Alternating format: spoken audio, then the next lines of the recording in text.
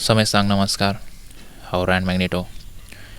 Lucky draw आनी फोंडो सेमिस्टर पिंतूर पळयल्या मागीर तुमी आमच्या लागीं सांगलें तुमी आनीक पिंतूरां करा, आमकां तुमचीं पिंतूरां पळोवन खुशी जातात म्हणून। ताका आमची जाप जावन आसली जायत आमी पिंतूरां करता आनी मुखल्या पिंतूराचें नांव जावन आसतलें आमेन। तें आमेन आतां तशेंच जावं म्हूण बरलां तरी थोडी अन्नाडी आनी मोसरी मनशां आमची पाट सोडिनात म्हूण सांग येता। आमचें फिल्म बॅन करी जाय म्हणून साबार प्रयत्न चलते आसात। आमी कितल्या लाखांनी पयशे घालून हें पिंतूर केलां, हें पिंतूर चलवा जाय आनी आमकां कांय मुनाफो जावं नजो आनी आमी आनी मुखार पिंतूरां उबीं कर नजो म्हणून तांची आशा जावन आसा।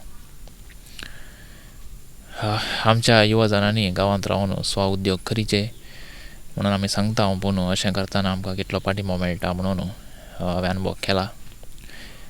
कॉल करून वळख सांगच्या पयलेंच शिरापचें जावं पुरो या गाडी घालचें जावं पुरो हांवें पळयलां। हाची बेजाराय आसा। तुमी लोकांक आसयतल्या मनशांक आज रडयलां म्हूण सांगता हांव। ही बेजाराय म्हणजे तें आसतली। हांवें एक्सपेक्ट करूं नासलें अशें पुरो जायत म्हूण। पूण कितेंय जावं, हें पिंतूर रायन मॅग्नेटोचें न्ही, हें पिंतूर तुमचें। आज तावन म्हळ्यार मेच्या 15 तारखे तावन हें पिंतूर 9 जाग्यांनी 15 शोज थंयसर आमी आसा केल्यात। 9 जाग्यांनी रिलीज जाता। कोडयाळ PVR पांडेश्वरांत, बिजय 12 सिनेमासांत, देराळगट्टे 12 सिनेमासांत, मणिपाल, पडुबिद्री, उडपी 2 जाग्यांनी मांडोवी आनी तशेंच टायम स्क्वेअर मॉल, कुंदापुरांत आनी पुत्तुरांत अशें 9 जाग्यांनी थंयसर आमी हें पिंतूर दाखयतले आनी 15 शोज थंयसर आसा केल्यात। हांवें इतलें सांगचें, तुमी म्हजी पयलींची पिंतूरां जावंक पुरो या म्हजे पयलींचे विडियोज पळयल्यात तर तुमकां पसंद जाल्यात तर हें फिल्मूय तुमकां खंडीत पसंद जातलें।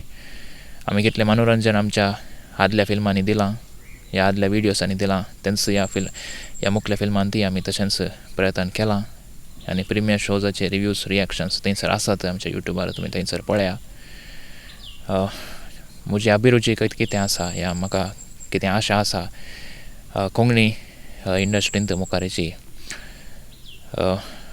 ही आशा म्हाका कळीत ना कितें मुखार कितें जाता म्हणून। पूण म्हजे कडेन आनीक थोड्यो काणयो बाकी आसात। हें फिल्म जिखलें तर आनी मुखारी कोंकणी फिल्मां करचेंत म्हजी आशा जावन आसतली। पयल्या हप्त्यांतच एखाद्या वेळार तुमी येवन म्हाका पाठिंबो दिलो तर आमकां दुसरो हप्तो मेळटलो, त्या देखून गळाय करिनाकात। हें फिल्म तुमी चलयनाकात। ह्या पुरो आटकाळी तावन आमी भायर आयल्या हांव साबार लुकसाणी जाला।